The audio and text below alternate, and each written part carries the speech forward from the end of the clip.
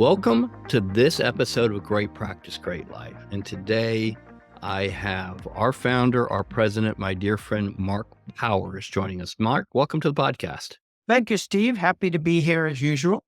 Well, it takes a lot to get you here. I think this one's costing me a lot. A bottle of scotch. I don't know. There's something involved here that I had to bribe you with. So I know there's a bribery going on.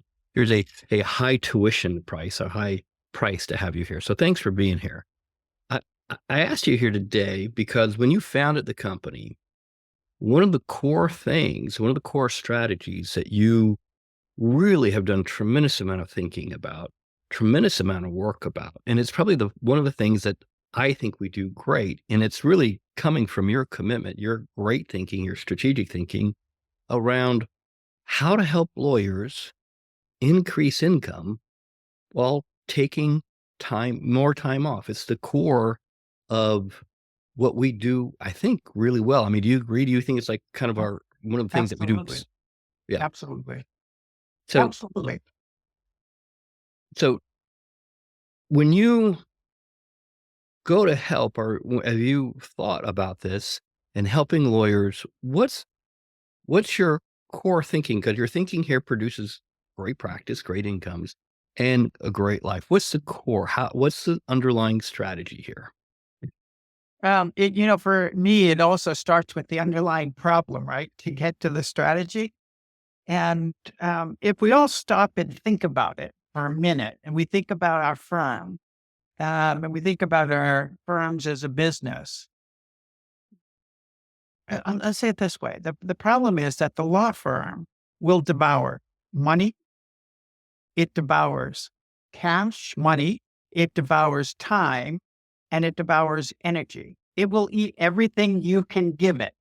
Some people have called it the mistress, right? It will take everything, but it will do that. And you've seen the results. Everybody's seen the results of that. And what we've found is if we don't put proper boundaries in place, constraints in place, positive constraints in place, we'll never see that healthy cash flow. We'll never see the healthy profit. We'll never see the reserve of energy and joy that we can have in running a practice.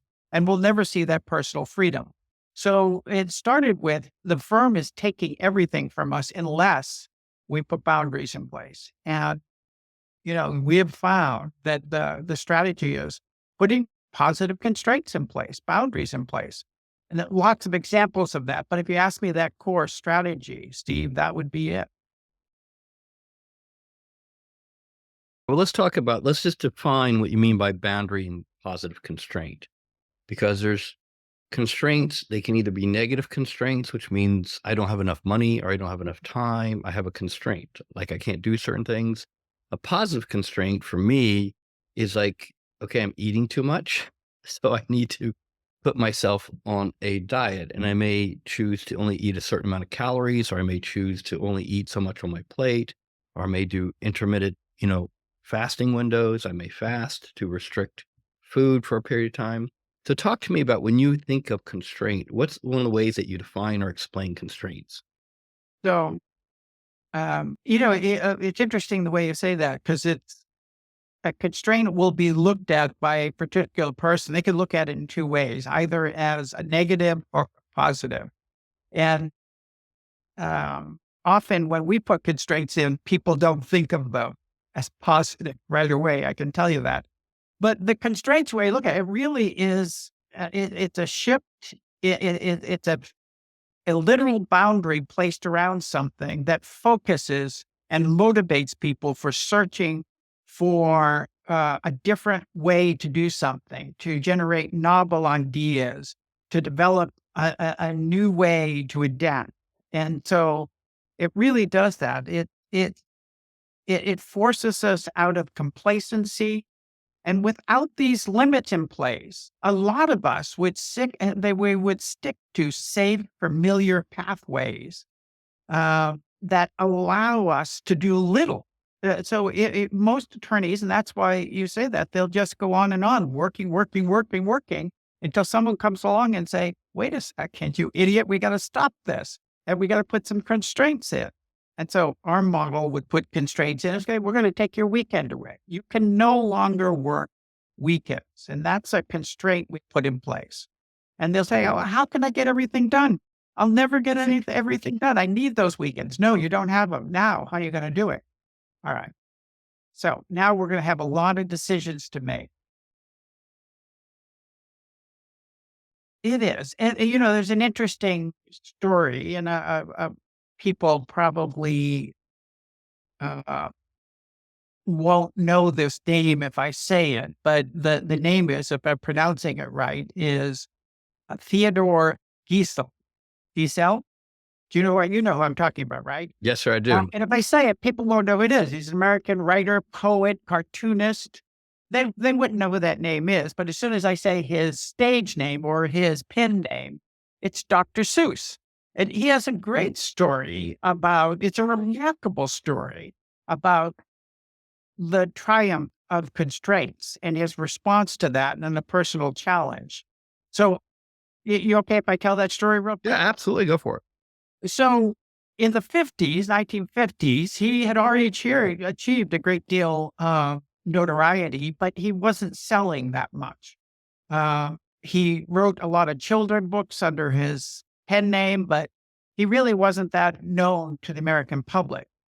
So he had modest sales. And at the same time, he was confronted with the fact that children were watching way too much TV.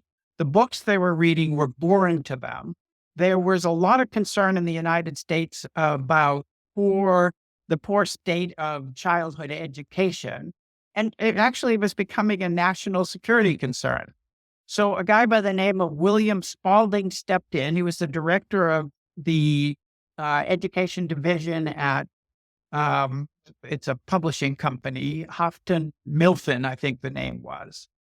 And he was so concerned about the about the situation, that he went to, in this case, Giesel, or if you want to say Dr. Seuss, and he gave him a constraint-based challenge. So he said, they've identified 348 words that all first graders should know. So if you get into the first grade, they should, if they're going to be accomplished, they've got to know these 348 words, and it helps them advance in life.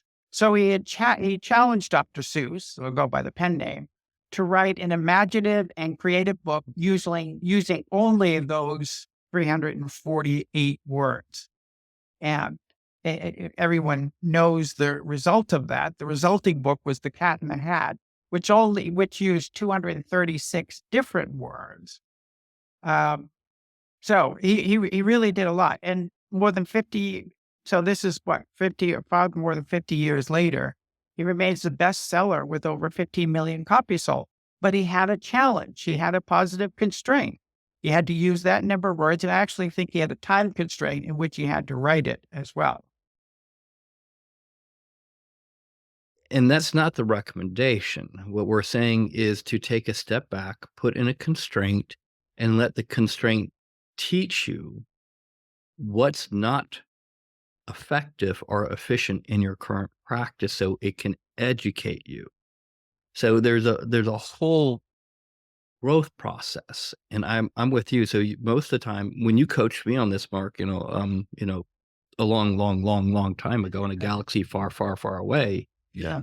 The first day I took off was a Saturday.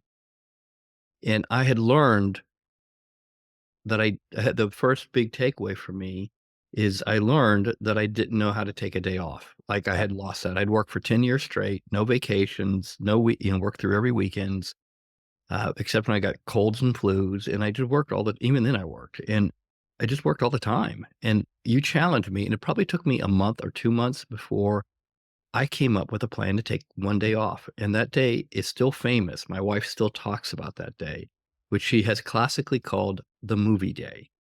Because, yeah, I had no hobbies.